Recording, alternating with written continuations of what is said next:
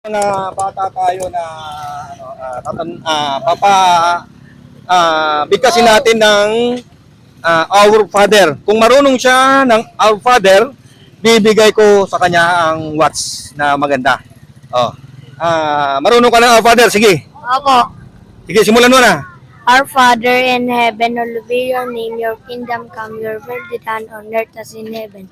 Give us this day our daily bread and forgive us our sins as we forgive those who sins against us. Do not bring us to the test, but deliver us from evil. Amen. Ay, very good. Marunong ng Our Father. Very good, oh.